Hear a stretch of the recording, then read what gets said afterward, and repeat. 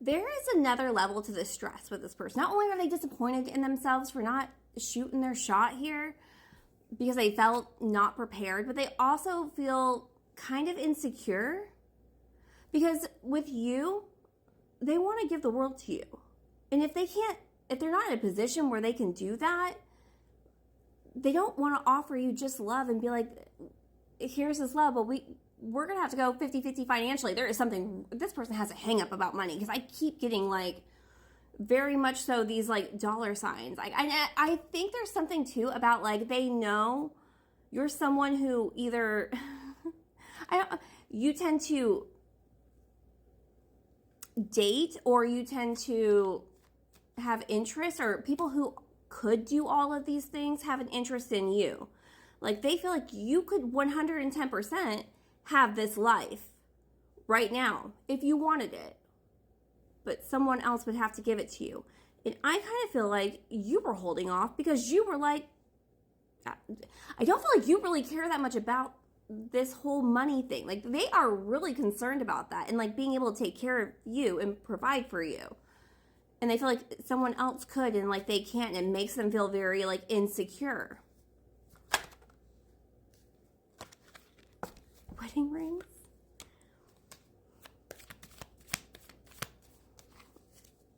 Because we have like that family, like they don't want to just play house. They want to do it, but they want to do it in a way that you feel so secure that you could just, and that the funny thing is I feel like that's not what makes you feel secure.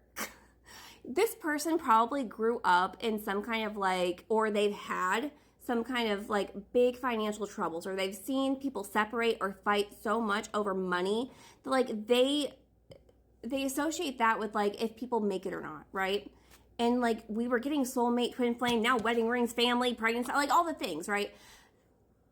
They don't want this to happen with you two, and then there's some kind of big split up because they couldn't provide everything. Like they think that's why people fight and that's why things don't work. And yeah, money's important. Like obviously we all use it. Like it's important.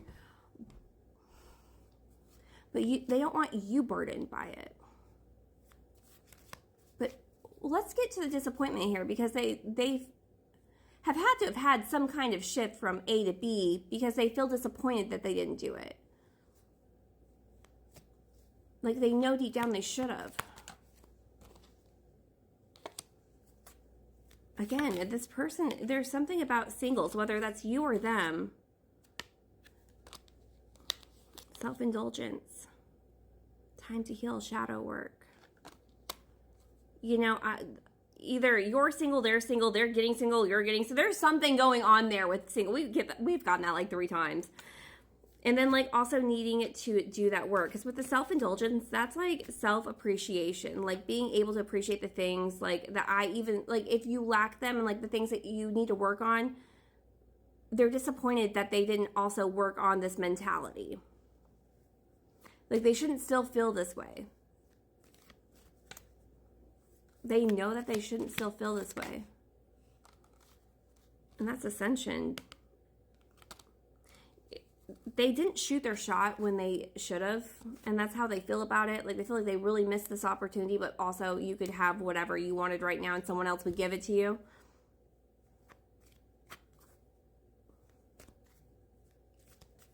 And they just need more time to prepare.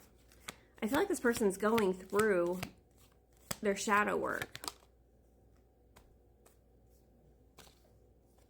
They're getting grounded.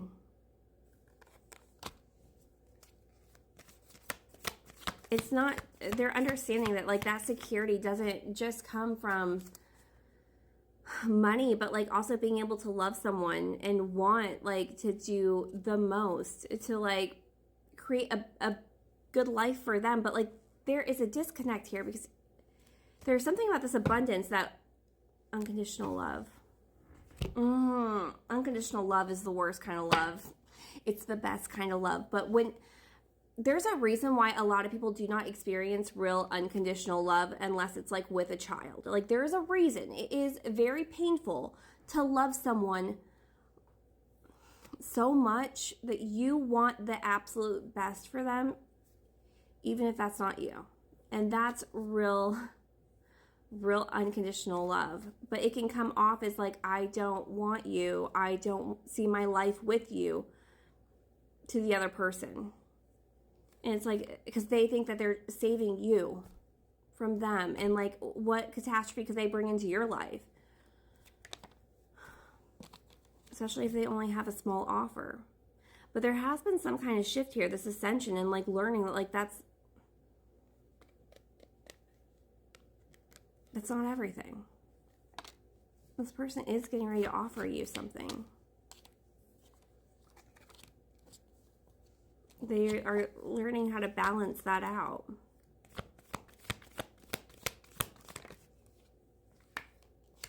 Fate. Because we were getting soulmates and twin flames, and here's the thing. In unconditional love, you two are fated. That doesn't mean that when people are fated, it doesn't mean like if you don't have each other, like everything else will go to hell and like whatever. That's not Two of Cups on the bottom. But in order for you two to come into union, it wasn't like, that's the shift that's kind of happening though.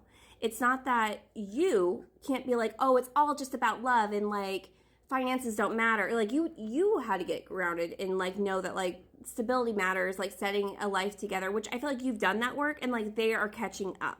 So they're disappointed that they delayed that shadow work, but they have since really worked on that and seen like, okay, even if I don't have everything physically or financially to offer you right now, that doesn't mean I have nothing to offer. That you two could build together. But it's going to take both of you. Yeah. We're going to go to part 4 for subscribers. The rest of you, you have a wonderful day.